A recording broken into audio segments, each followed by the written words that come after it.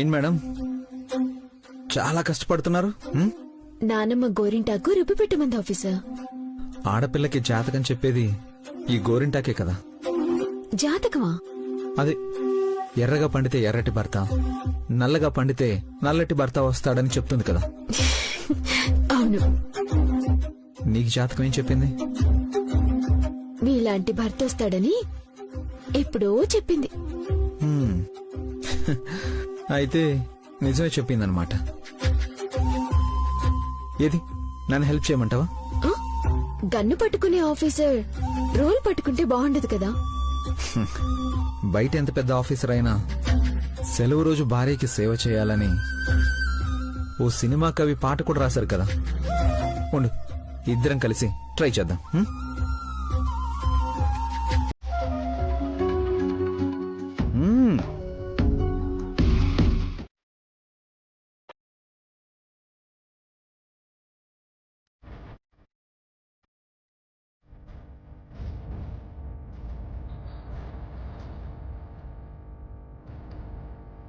మనమేమో ఎప్పుడు లేంది గుడికి అని అబద్ధం చెప్పొచ్చామే. నువ్వేమో ఆ దొంగ పిల్లని వీధి చివరైతే గాని పరిచయం చేయలేనని ఇక్కడికి తీసుకొచ్చావు. ఏది ఇంకా రాదే? ఉండొద్దునా, వస్తుంది.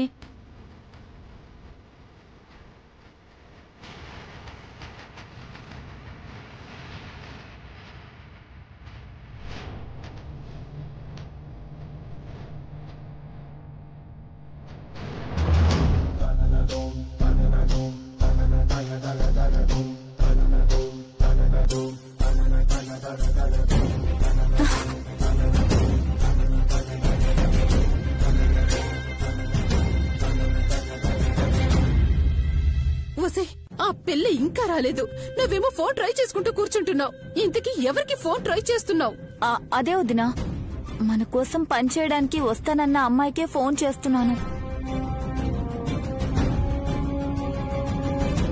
కానీ ఆ అమ్మాయి ఫోన్ కట్ చేస్తుంది. వస్తానని చెప్పి రాకుండా ఫోన్ కట్ చేయడం ఏంటి? అసలు అమ్మాయిని పరిచయం చేసింది ఎవరు? వాళ్ళకి చేయ ముందు. అమ్మో, సిద్ధుగాడికి ఫోన్ చేద్దామంటే వదినికి విషయం తెలిసిపోతుంది. ఈ సంపద ఏం చేస్తుందో.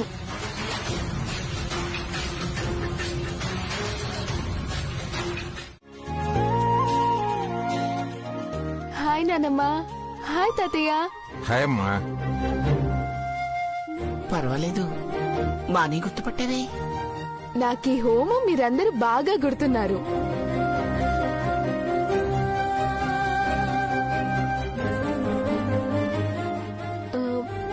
హే శౌర్య, హౌ ఆర్ యు మ్యాన్? అమ్మా, ఆయన శౌర్య కాదు, మా ఆయన చిన్ని కృష్ణ. ఓ, హ్యాండ్సమ్ గా ఉంటే శౌర్య అనుకున్నాను.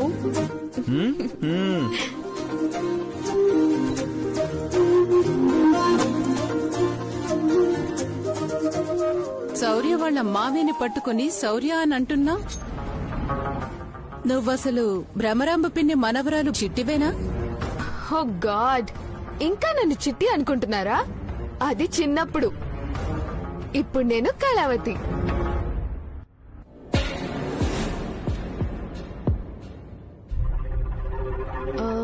వెరీ శౌర్య. ఇడుగునమ్మా శౌర్య. శౌర్య,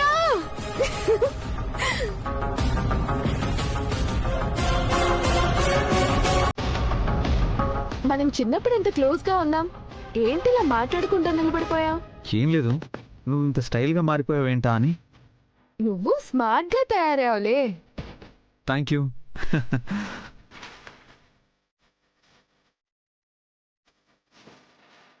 ఇంతకీ ఏం పని మీద వచ్చావమ్మా? నేనిక్కడ మన సాంప్రదాయాల్ని, మన పోచంపల్లి ప్రత్యేకతని డాక్యుమెంటరీ తీయడానికి వచ్చాను. ఓ, సాంప్రదాయం గురించి తెలుసుకోవాలంటే సాంప్రదాయంగా రావాలి కదమ్మా. నాకు మోడర్న్ గా ఉండడమే ఇష్టం. వాజీ, ఆ దేశంలో అలా ఉంటారేమో కానీ ఈ దేశంలో ఎలా ఉండాలో కట్టు బొట్టు అన్ని మనం నేర్పిద్దాం లేరా? బై ది వే నానమ్మ, అమ్మమ్మ ఫోన్ చేసిందా? అమ్మమ్మ ఫోన్ చేసింది కాబట్టి నువ్వేనని పోల్చుకోగలిగాం. Okay. Hey man, come take it. Take ఇట్టా అర్థం కాలేదమ్మా. రేయ్ బ్యాగంట పట్టుకోరా. ఓ అదా.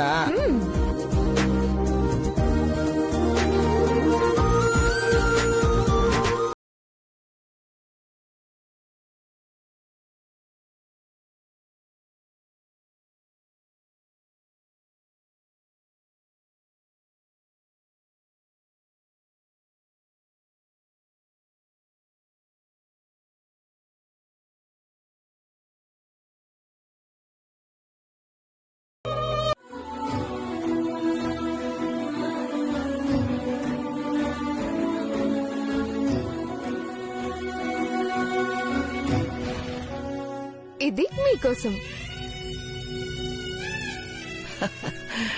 Thank you.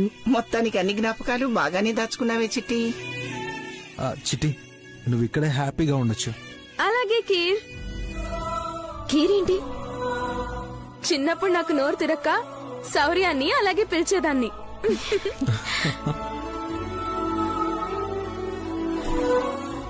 అవును, అందరూ గుర్తున్నారు. మీరు పరిచయం చేయలేదు కదా, తిన నా వైఫ్ కళ్యాణి.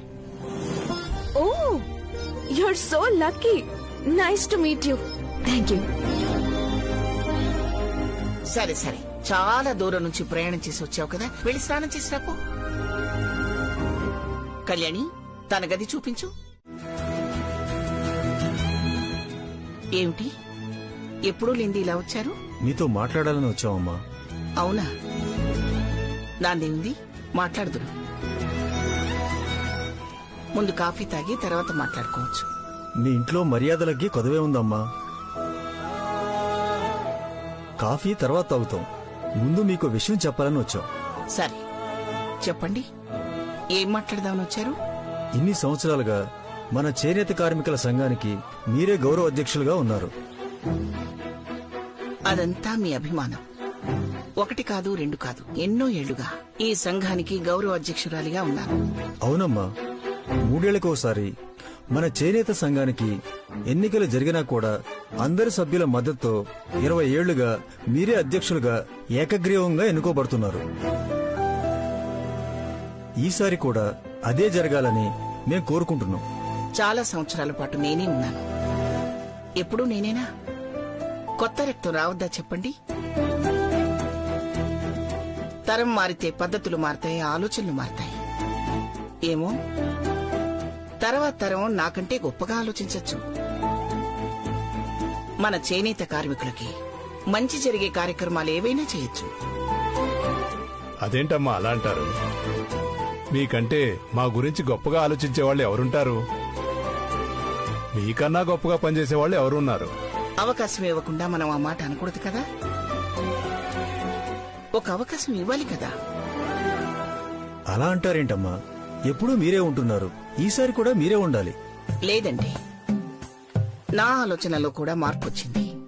ఎప్పట్లా కాదు, ఈసారి కొత్త రక్తం రావాలి. అందుకే మీరొస్తున్నారని చెప్పగానే మా కుటుంబ సభ్యులందరినీ ఒక చోటకు రమ్మని చెప్పాను. వాళ్ళందరి సమక్షంలోనే నా నిర్ణయాన్ని నేను ప్రకటిస్తాను.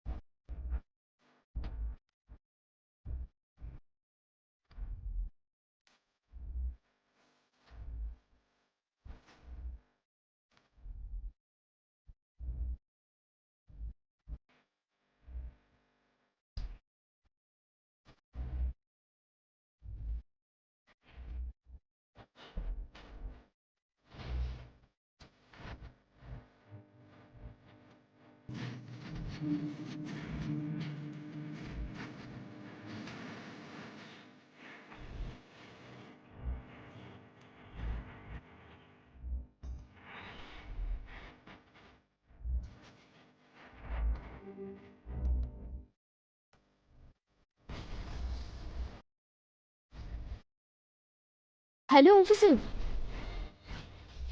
ఏంటి అలా చూస్తున్నారు? పుత్తడి బొమ్మ చీర కడితే కళ్ళు కవితలవుతాయి, పెదాల మీద పదాలు పడవలై తేలి ఆడతాయి. అబ్బా, ఆఫీసర్ గారు కవితలు కూడా చెప్తారా? కంటిరెప్పలు కొట్టుకోవడం ఆగిపోయినప్పుడు మనసులోని మాటలు కవితలై బయటికొస్తాయి.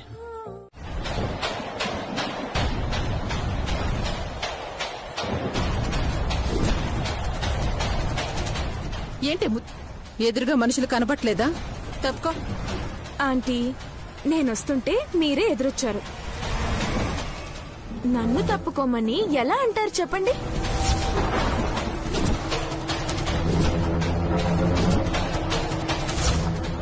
ఎవరు ఎదురొచ్చారన్నది కాదు, ఇది నా ఇల్లు. నా ఇంట్లో నీ పెత్తనమేంటి? తప్పుకో. తప్పుకోవడం నాకు అలవాట్లేదు.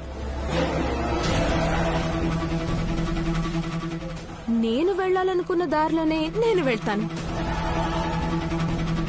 అంతగా నేను మీకు అడ్డుగా అనిపిస్తే మీరే పక్కకు తప్పుకొని వెళ్ళండి. హ్మ్?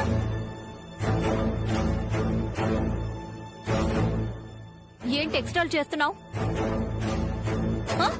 ఇందాకొచ్చేటప్పుడేమో ఎంతో బుద్ధిమంతురాల్లా నటించావు, ఇప్పుడేమో నీ తలపొగరంతా చూపిస్తున్నావు. హా, చూడు పిన్ని, ఎక్కడెలా ఉండాలో నాకు తెలుసు. నేనొచ్చింది ఇక్కడి కల్చర్ తెలుసుకుందామని, దాని గురించి వీడియోస్ చేయాలని. అది వదిలేసి మీతో గొడవలు పడేంత తీరిక నాకు లేదు. మేం మాత్రం ఇక్కడ ఖాళీగా కూర్చున్నావా నీతో గొడవ పడ్డానికి? పక్క తప్పుకో. తప్పుకునే అలవాటు నాకు లేదని చెప్పాను కదా. నా గురించి మీకింకా తెలీదు, ముందు ముందు తెలుస్తుందిలే.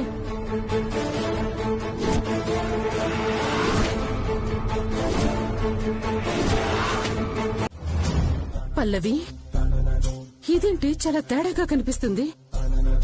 చిన్నప్పుడు చీవుడు ముక్కేసుకుని ఈదలా ఉండేది, కానీ దుబాయ్ పోయి పోగ ముదిరిపోయింది. వదినా, నీకొక మాట చెప్తాను, నన్ను కొట్టకూడదు. నువ్వు చెప్పిన దాన్ని బట్టి కొట్టాలో లేదో ఆలోచిస్తాను, కానీ ఏంటో చెప్పు. ఇదెందుకో మనకి బాగా ఉపయోగపడుతుందేమో అనిపిస్తుంది వదినా. మనం దీన్ని గాని మంచి చేసుకొని, ఇంతకు ముందు మనం అనుకున్నాం చూడు, ఆ ప్లాన్ ఏదో దీంతో చేస్తే సరిపోతుంది అనిపిస్తుంది. అది మన మాట వినట్లేదు, కనీసం దారికి అడ్డం కూడా తప్పుకోవట్లేదు. అలాంటి దాంతో నువ్వేంటే ప్లాన్ చేసేది? వదినా, వచ్చిన కొత్త, పైగా మన గురించి పూర్తిగా తెలీదు.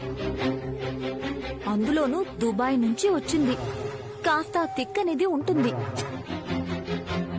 నిదానంగా మన దారిలోకి తెచ్చుకున్నామనుకో, మనకి బాగా ఉపయోగపడుతుంది. ఒకవేళ అంతగా తోక జాడిస్తే ఎలాగో కత్తిరించడానికి నువ్వున్నావు కదా. ఏమో, నాకైతే ఇప్పటిదాకా అది అసలు నచ్చనే లేదు. నచ్చితే అలాగే ఆలోచిద్దాంలే. దమయంతి, పల్లవి, రండి. పద.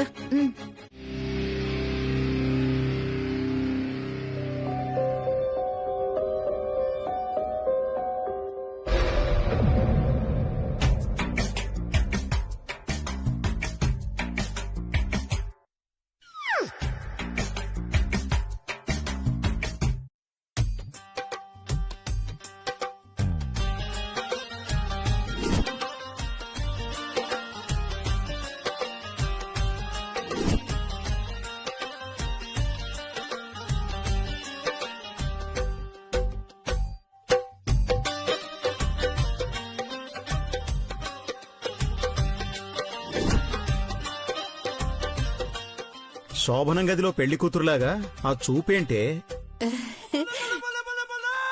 ఆ భంగిమలేంటి?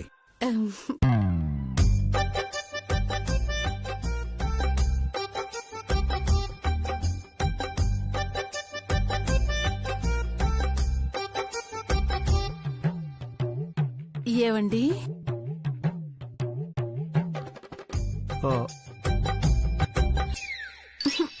గదిలో ఇంకెవరుంటారని అటు ఇటు చూస్తున్నారు? నేను అదే కన్ఫ్యూజ్ అయ్యాను. నువ్వు పిలిచింది నన్నేనా? మిమ్మల్నేనండి. వద్దే, నువ్వు అలా చూడొద్దే. ఇందాక అత్తయ్య దగ్గర నీ గొంతు మారినప్పుడే నాకు భయం వేసింది. అలాంటిది ఇప్పుడు చూపు మారింది, మాట మారింది, గొంతులో శ్రావ్యత వచ్చింది. ఇవన్నీ చూస్తుంటే నాకు కొంచెం భయంగా ఉందే. కొంపతీసి నీకే గాలో సోకలేదు కదా? ఏంటండి మీరు ప్రేమగా మాట్లాడితే కూడా అలా మాట్లాడతారు. ప్రేమ? మ్మ్. నువ్వా? కొత్త కొత్త పదాలు మాట్లాడకే, ఇంకా టెన్షన్ పెరిగిపోతోంది. మీరంతే అర్థం చేసుకోరు. ఇప్పుడు నేనేం అర్థం చేసుకోవాలి? నేనేం మాట్లాడాలి? అంటే మరి మనం ఎన్నో సంవత్సరాలుగా మీ పని మీరు చేసుకుంటున్నారు, నా పాటికి నేను ఇంట్లో తిరుగుతూ ఉన్నాను. కొంచెం ఇప్పటికైనా పైకి రావాలనిపిస్తుంది కదా. చచ్చా ఊరుక, మనమేమన్నా ఇంకా చిన్నపిల్లలమా పై గదిలోకి మారడానికి? అబ్బా చిచి, నేననేది ఆ పైకి కాదు. మరి మా అమ్మని అడిగి ఆ అధ్యక్షురాలి పదవి నాకు ఇప్పించండి. ఏంటిదమ్ము, నువ్వంత పెద్ద సీట్లో కూర్చోవాలనుకుంటున్నావా? అవును, తప్పే ఉంది. మరి మన ప్రేమ అభిమానం తెలియాలంటే మన చేత్తో చేసే వంటే కదా వదిన చెప్పేది. ఇలా ఎవరికి వాళ్ళు వంట చేయాలనుకోవడం ఏంటి? ఎవరి కోసం చేస్తున్నారు? నువ్వైతే అమాయకంగా మొహం పెట్టి ఎవరినైనా ఇట్టే బుట్టలో వేసుకోగలం. కానీ ఎవరికి మేమేం అన్యాయం చేశామో ఏమో మా మొహాలు ఇలా తగలడ్డాయి. అందుకే మా ప్రయత్నాలేవో మేం చేసుకుంటున్నాం. ఇంత కష్టపడి మేమన్నీ చేశాక మళ్ళీ మీరు చేయాల్సిన అవసరం ఏముందా అని. అమ్మా, అత్తయ్య పిన్ని ప్రత్యేకంగా వంటగదిలోకి వచ్చారంటే ఎందుకు ఏంటి అనేది తినేటప్పుడు నీకే తెలుస్తుంది కదా.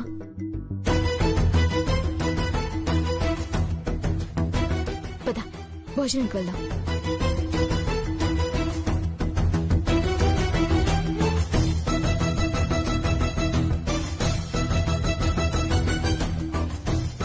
ఏంటే చాలా కష్టపడుతున్నట్టున్నావు. తప్పదు కదా వదినా. వచ్చిన దగ్గర నుంచి అత్తయ్య గారికి కోడలుగా నేను ఒక్క పని కూడా చేయలేదు. అందుకే ఇదిగో ఈ అరిసెలు చేస్తున్నాను. ఇంత అర్జెంటుగా మా అమ్మ మీద నీకు ప్రేమ ఎందుకు వచ్చిందో నాకు తెలుసులేవే. మా అమ్మ స్వీట్ తెందు, అది తెలుసుకో.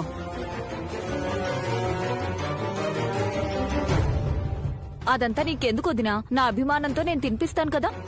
అభిమానాలు అధికారాలు అంత త్వరగా రావులే పల్లవి. ఒకవేళ వచ్చినా ఇచ్చినా నువ్వు తట్టుకోలేవులే. పర్లేదులే వదినా.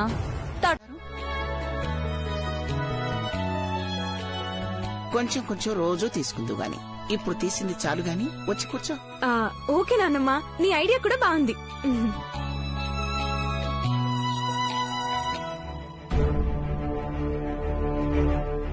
కళావతి, నువ్వక్కడ కూర్చోకూడదమ్మా. ఏ, తినడానికి ముందే ఇక్కడ సీట్స్ బుక్ చేసుకుంటారా?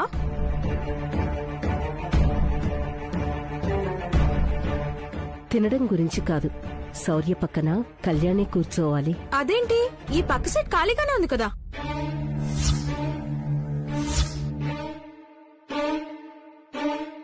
ఉంది కాబట్టి అక్కడ నువ్వు కూర్చోమ్మా,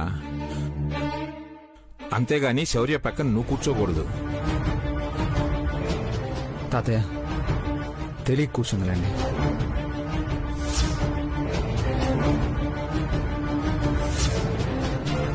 తెలీదు కాబట్టి చెప్తున్నావురా. భార్యాభర్త కలిసి కూర్చొని భోంచేయాలి. వాళ్ల మధ్యలోకి మాటలే కాదు, మనుషులు కూడా రాకూడదు. సిల్లీగా అవేం రూల్స్? భార్యాభర్తల మధ్యలో మరో మనిషి దూరకూడదు. అది రూల్ కాదు, సాంప్రదాయం. Shaurya is my childhood friend, you know. నీకు ఫ్రెండ్, నాకు భర్త.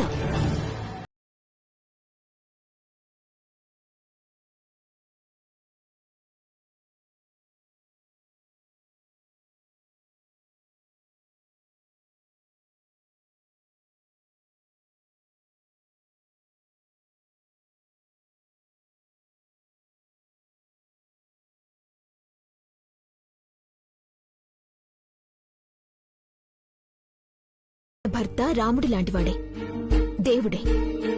చాలు చాలు ఆపండి. ముందు తిండి తినండి. జరుగు.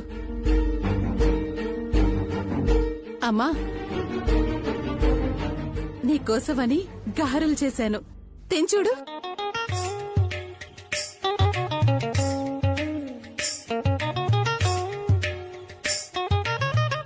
తించూడు.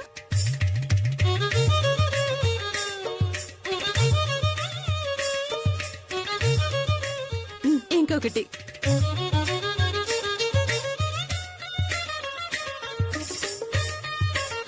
ఏంటే కాకి గొంతు కోయిల పాడినట్టు మారిపోయింది? మిమిక్రీ గాని చేస్తున్నావా? మీరుండండి.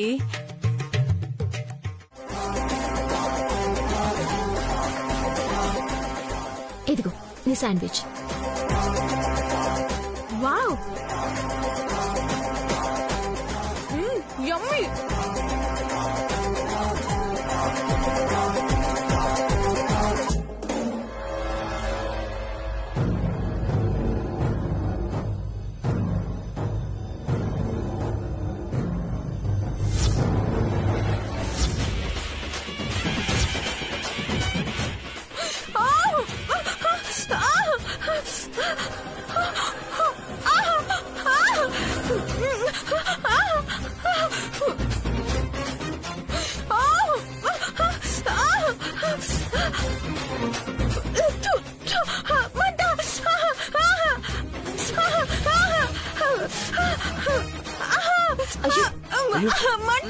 ఏమైందమ్మా? మంచినీళ్ళు తాపమ్మా.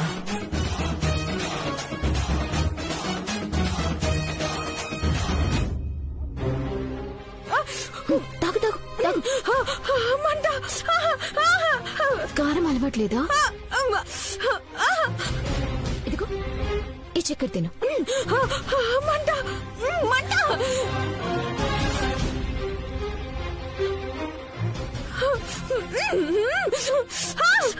అయ్యయ్యో, మరి ఎంత సుకుమారం అయితే ఎలా చిట్టి? మనిషి అన్న తర్వాత ఉప్పు కారం తినాలి.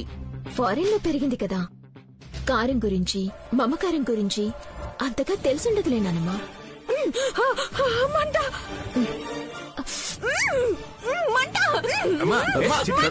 అయ్యో, చిట్టి ఏమి?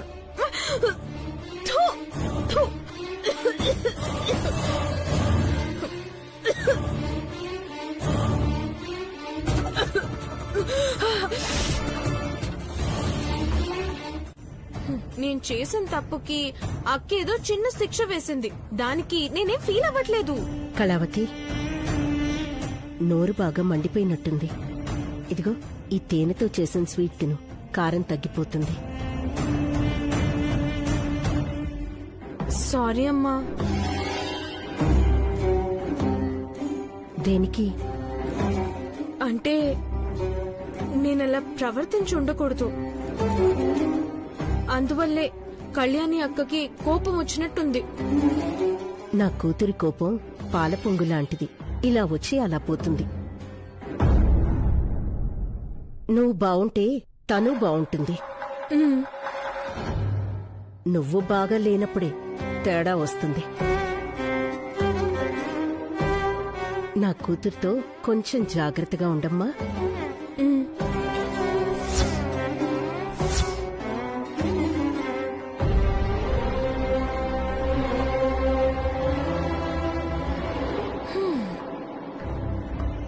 హలో, ఇప్పుడు చెప్పండి, ఏంటి మ్యాటర్? ఇంకేం మాట్లాడతానే, నీ నటనకి మా మైండ్లు పోయాయి.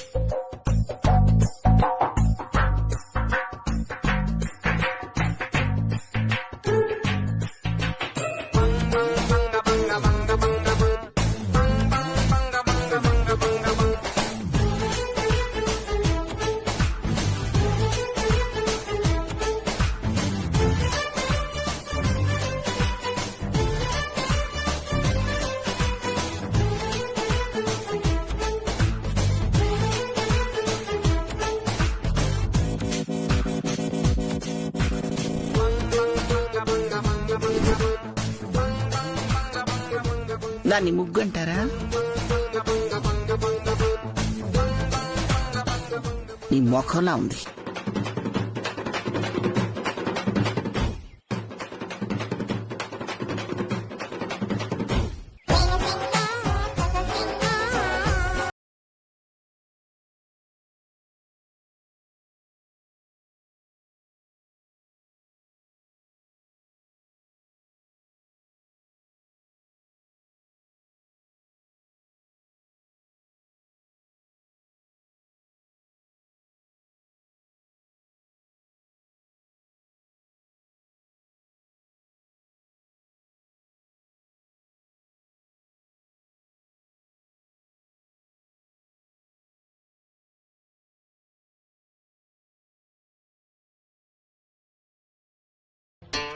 నేను సాంప్రదాయాలు నేర్చుకోవాలి కదా. స్నానం చేసావా? చెయ్యాలా? పూజ చేయాలి అంటే స్నానం చేయాలి. ముందు నేర్చుకోవాల్సిన సంప్రదాయం అది. ఆఫ్టర్ ఆల్ చిన్న ప్లాంట్ కి అన్ని రూల్స్ ఏంటి? ఇంత పెద్ద ప్రపంచాన్ని చూపించేది ఆ చిన్న కళ్ళే. అలాగే తులసి చెట్టు అంటే ఆ లక్ష్మీదేవికి ప్రపంచం. అందులో మనం చూడాల్సింది చెట్టుని కాదు, ఆ అమ్మవారిని.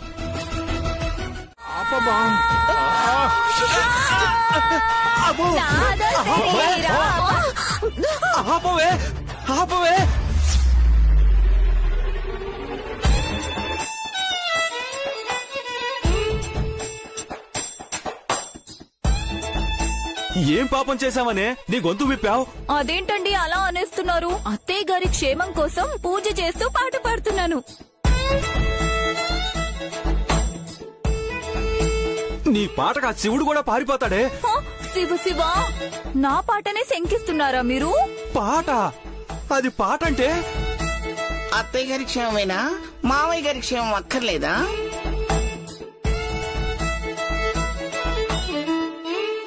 అమ్మా, పల్లవికి తెలియలేదులే కాని మీరెదురెళ్ళారండి. నేను పూజ చేసుకోవాలి.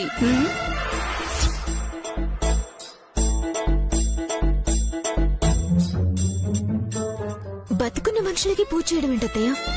మా అమ్మా నాన్నలకి నేను పూజ చేసుకుంటే నీకేంటే? అబ్బా కొంచెం ఆగండి వదినా, నా పాట ఇంకా పూర్తి కాలేదు. శంకరా శంకరా. గొంతు తెరిచావంటే నీ ప్రాణం తీసేస్తాను. అదేంటండి? మీ పూజలు పునస్కారాలు దేవుడికి చేయండి. తల్లిదండ్రుల్ని గౌరవించాలి, దేవుణ్ణి పూజించాలి. ముందే తెలుసుకోండి. అమ్మా నా పూజ.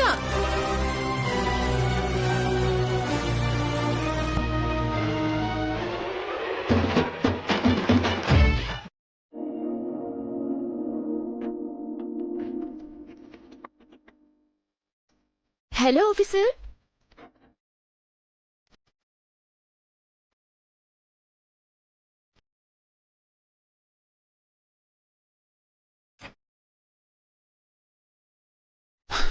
ఏంటి మేడం, పెళ్లి చూపులకు వచ్చిన పెళ్లి కొడుకుని చూడ్డానికి వచ్చినట్టు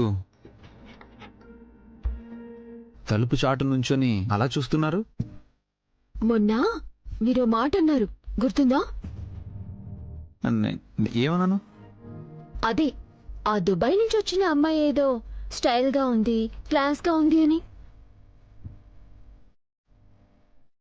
ఓ, ఇంకా అదే మనసులో పెట్టుకుని ఉన్నావా? మరి మేము ఆడవాళ్ళం, అంత తొందరగా ఏది మర్చిపోము. సరే, ఇప్పుడు ఏమంటావు? మీకు షాక్ ఇద్దాం అనుకుంటున్నాను. ఏంటో ఆ షాక్? ఏదైనా ప్లాస్టిక్ చైర్ని పట్టుకొని ఉండమంటావా? ఎందుకు? అదే షాక్ అంటున్నావు కదా, షాక్ కొట్టకుండా ఉండడానికి. షాకే కొడుతుందో కళ్ళే తిరిగి కింద పడతారు. చూద్దాం.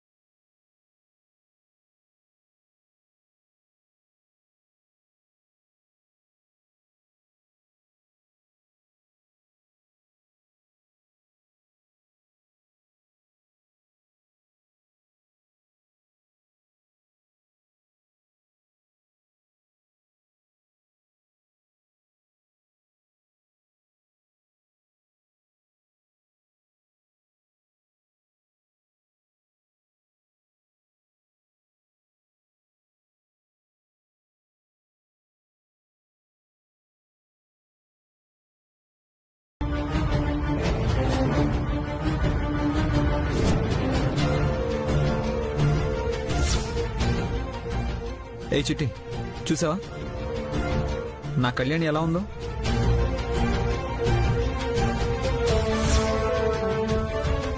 మేడం చేతిలో కెమెరా ఉంది, దాన్ని అలా ఖాళీగా ఉంచడం ఎందుకు? ఇంత అందమైన జంట పక్క పక్కనే కనిపించినప్పుడు కెమెరా కూడా అనుకుంటుంది మంచి మంచి ఫొటోస్ తీద్దామని. కానీ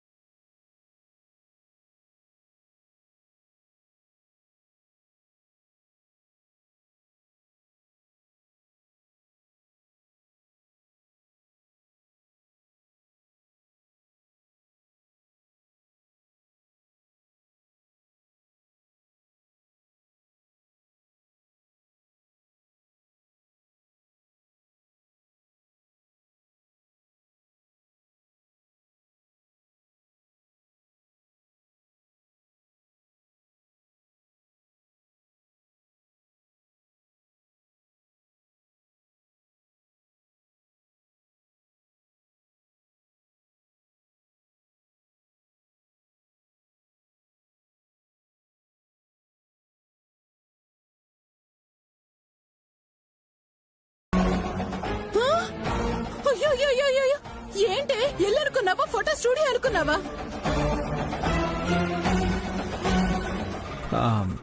అమ్మా,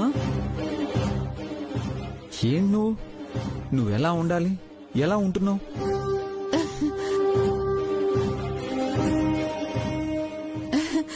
అది కాదు నాన్న, పెళ్ళైన అమ్మాయి కదా, ఇలా ఉంటే ఏం బాగుంటుంది చెప్పు?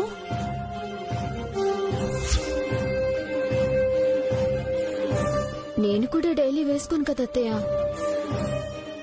మోడర్న్ డ్రెస్ లో ఎలా ఉంటావు అంటే ఇలా ఉంటాను అని చూపించాను అంతే. నిజంగానే హీరోయిన్ లా ఉన్నావుగా.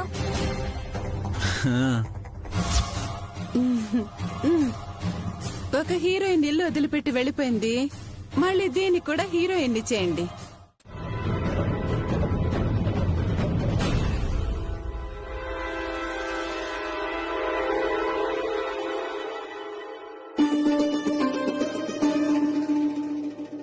ఇదిగో తీసుకో. Wow, super. నువ్వు చెప్పావు కాబట్టి ఓకే, ఐల్ చేంజ్. వెళ్ళు మార్చుకురా.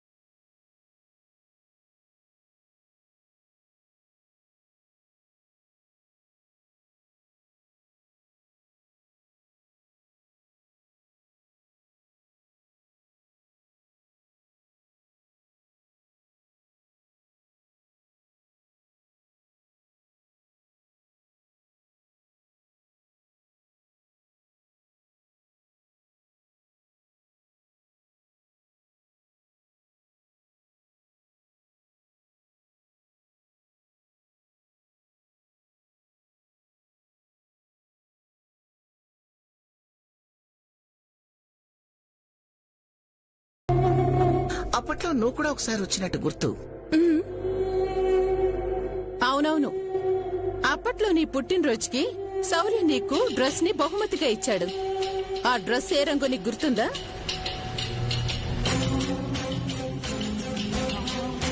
ఏంటి, ఆ రోజుల్లోనే కళావతికి డ్రెస్ కొనిచ్చారా?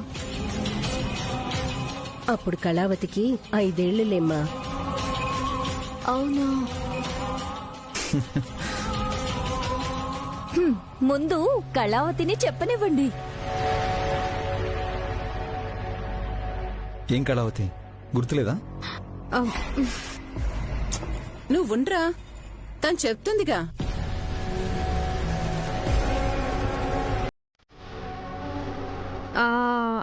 అది బావా పసుపు రంగు డ్రెస్ కొనిచ్చాడు.